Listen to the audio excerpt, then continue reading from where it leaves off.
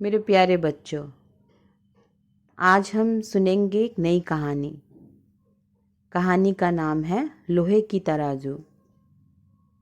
कहानी कुछ इस प्रकार है। एक व्यापारी का बेटा किसी नगर में रहता था।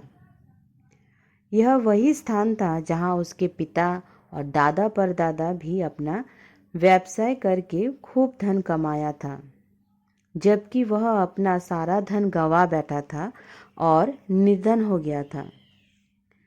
जब वह नगर में किसी तरह कोई काम की खोज नहीं कर सका, तो उसने तय किया कि वह किसी दूसरे जगह पर जाकर धन कमा कर लाएगा, ताकि वह अपना व्यवसाय नए सिरे से चालू कर सके। दूसरे नगर में जाने से पहले उसने अपना सारा बचा हुआ सामान किसी के पास रख कर जाना ज़रूरी था। उसने सारे सामान की एक पोटली तैयार की और अपने एक मित्र के घर में रखवा दिया। जब वह घर से निकलने से पहले घर का चक्कर लगाने लगा, तो उसे अपना खानदानी तराजू दिखाई दिया। यह लोहे की तराजू उसे अपने पिता से विरासत में मिली थी, इसलिए वह चाहता था कि उसकी वापसी तक यह तराजू किसी के पास सुरक्षित पड़े रहे। मित्र का घर दूर था, इसलिए उसने तय किया कि इस तराजू को अपने पड़ोसी व्यापारी के घर में ही रखवा देगा। वह अपने एक व्यापारी पड़ोसी के पास जाकर बोला, भाई, क्या आप वापस आने तक इस लोहे के तराजू को संभाल कर रख देंगे? पड़ोसी ने तराजू रखने के लिए हामी भर दी। तराजू को धनी व्यापारी के पास रखने के बाद वह दूसरे नगर चला गया। इस दौरान उसने कई स्थानों की यात्रा की, कड़ी मेहनत की, ताकि वह अपने पिता जैसे धनवान बन सके, और धीरे धीरे वह एक धनी आदमी बन गया। इसके बाद वह अपने नगर लौट आया, ताकि कमाई गई संपत्ति से वह अपने व्यवसाय को दोबारा चालू कर सके। कुछ दिनों बाद उसे अपने खानदानी तराजू की याद आई। तब उसे यह भी याद आया कि उसे अपने पड़ोसी के पास संभाल के रखने के लिए दे के गया था। वह अपने पड़ोसी से अपना तराजू मांगने गया। उसने शुक्रिया कहा और अपना तराजू मांगा। ओह अच्छा, वह लोहे की तराजू?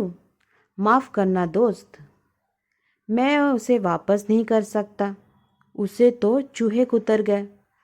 कहते हुए पड़ोसी ने टालने का प्रयास किया। व्यापारी को पता चल गया कि पड़ोसी तराजू नहीं देना चाहता है।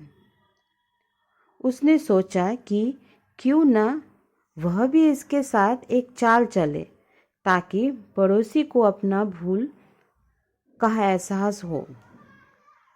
उसने कहा, कोई बात नहीं, मैं समझ सकता हूँ, आप परेशान ना हो। चूहे इसी तरह सारा सामान खराब कर देते हैं।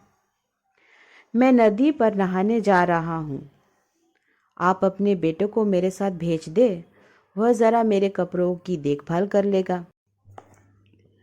पड़ोसी ने अपने बेटे को व्यापारी के बेटे के साथ भेज दिया। जब व्यापारी नहाकर आया, तो उसने उस लड़के को कुछ समय के लिए नदी के पास बनी एक गुफा में छिपा दिया। पड़ोसी ने उसे अकेले लौटते देखा और हैरान रह गया। वह चिंतित हो उठा। उसने पूछा, मेरा बेटा कहाँ है? वह वापस नहीं आया?